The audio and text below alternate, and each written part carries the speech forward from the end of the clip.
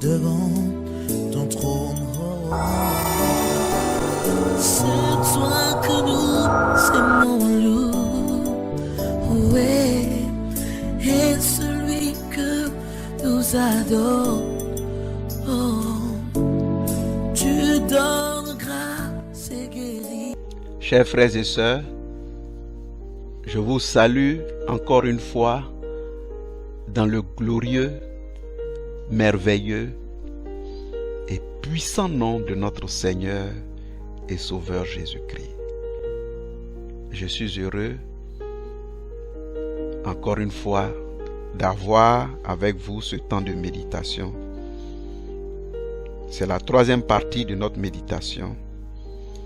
Et notre méditation, pour rappel, regarde le passage de Matthieu 25, versets 14 à 30.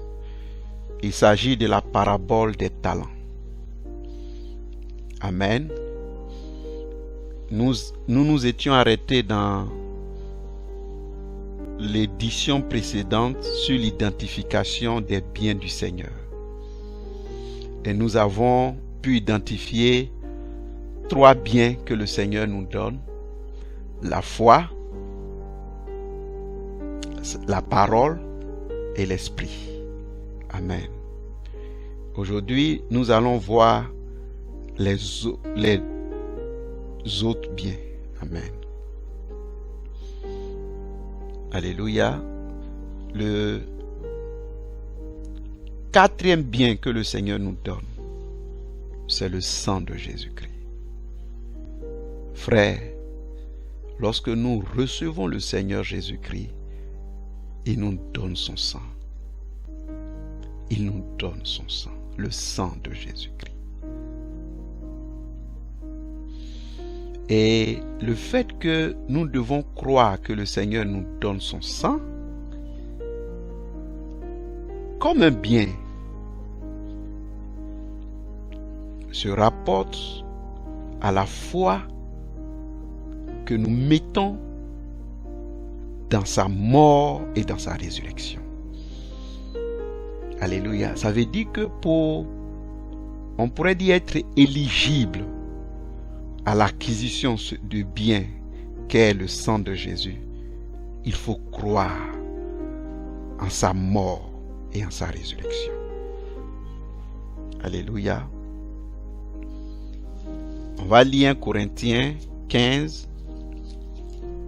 1 Corinthiens 15, verset... Je prends 1 Corinthiens 15, donc le verset, à partir du verset 1. 1 Corinthiens 15 à partir du verset 1. Il dit: je vous rappelle, frères, l'évangile que je vous ai annoncé, que vous avez reçu, dans lequel vous avez persévéré et par lequel vous êtes sauvés, si vous le retenez tel que je vous l'ai annoncé. Autrement, vous auriez cru en vain. Amen. Ces 2 premiers versets nous fixent les choses pour nous dire qu'il y a une manière de croire en la parole qui nous sauve. Sinon,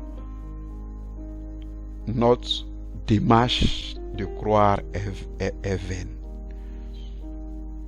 Et au verset 3, voici ce qu'il dit. Il dit: je vous ai enseigné avant tout, comme je l'ai reçu, que Christ est mort pour nos péchés, selon les Écritures, qu'il a été enseveli et qu'il est ressuscité le 3e jour, selon les Écritures.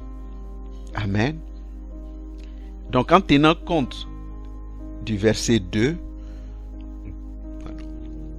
on comprend que celui qui ne croit pas que Jésus est mort, qu'il a été enseveli et qu'il est ressuscité, sa foi est vaine. ça veut dire qu'il ne peut pas profiter des biens du Seigneur. Et notamment, il ne peut pas profiter du sang de Jésus-Christ. Alléluia. Or, le sang de Jésus-Christ est un bien que Dieu nous met à disposition qui revêt un caractère important dans notre marche, parce que c'est une arme pour nous. On va lire Apocalypse 12, verset 11 pour cela. Apocalypse 12, verset 11. Voici ce qu'Apocalypse 12, verset 11 dit. Ils l'ont vaincu à cause du sang de l'agneau et à cause de la parole de leur témoignage. Et ils n'ont pas aimé leur vie jusqu'à craindre la mort. Amen. Il dit que nous avons vaincu le malin, nous avons vaincu les démons, nous avons vaincu Satan à cause du sang de Jésus. Donc le sang de Jésus est une arme que nous utilisons dans notre combat. Alléluia. Face à l'adversaire. Mais cette arme ne peut être efficace que si nous croyons que Jésus-Christ est mort, qu'il a été enseveli et qu'il est ressuscité. Ce n'est pas une fable, c'est une réalité. C'est le fondement de notre foi. Et c'est la foi en ce acte que le Seigneur a posé pour nous, qui rend efficace l'usage de son sang dans nos vies. Donc le sang de Jésus, c'est un bien que le Seigneur nous donne, dont nous devons profiter. Il y a de longs enseignements sur le sang. On ne va pas en parler aujourd'hui, mais nous devons comprendre que le sang de Jésus est un bien merveilleux auquel nous avons accès dans le royaume. Je vous encourage à ne pas vous fier à certains enseignements qui tendent à nous donner une autre compréhension de cette réalité spirituelle qu'est le sang de Jésus-Christ. Amen. La dernière chose, le dernier bien que le Seigneur nous donne, c'est son nom. Alléluia. Le nom de Jésus. Alléluia.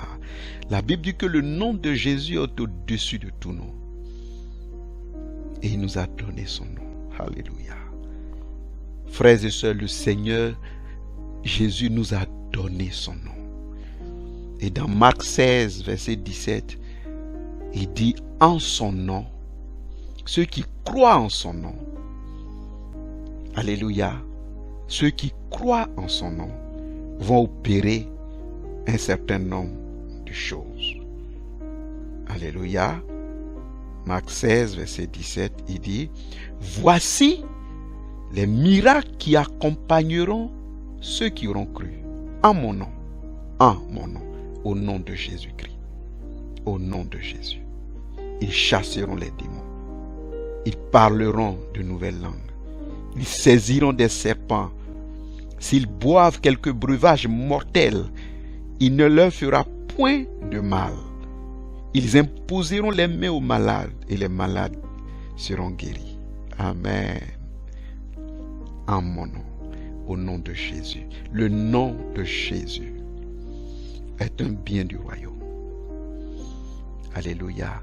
Et au nom de Jésus, la Bible dit tout genou fléchira dans les cieux, sur la terre et sous la terre, et toute langue confessera que Jésus-Christ est Seigneur, à la gloire de Dieu le Père. Alléluia. Frère, le nom de Jésus guérit. Le nom de Jésus restaure. Alléluia. Le nom de Jésus purifie. Le nom de Jésus fait voir les aveugles. Le nom de Jésus fait entendre les sourds. Le nom de Jésus fait parler les muets. Le nom de Jésus-Christ fait marcher les boiteux. Alléluia. Le nom de Jésus ressuscite les morts. Alléluia. Frère, et si Jésus est ressuscité, et s'il a reçu le nom qui est au-dessus de tout nom, c'est parce qu'il a marché sur la terre sans péché. Alléluia.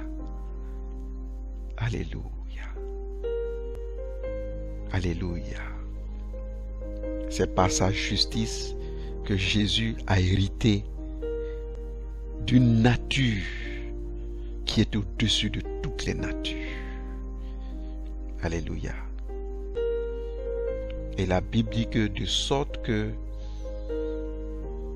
dans les cieux, sur la terre et sous la terre, que toute langue confesse et que tout genou fléchisse devant le Seigneur.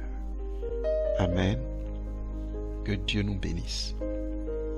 Que sa grâce repose sur nous. Nous avons pu cerner un certain nombre d'éléments autour des biens du Seigneur. Je vous ai dit qu'il y avait 7 éléments. Mais là, à l'issue de cette troisième partie de la méditation, nous avons évoqué 5 éléments.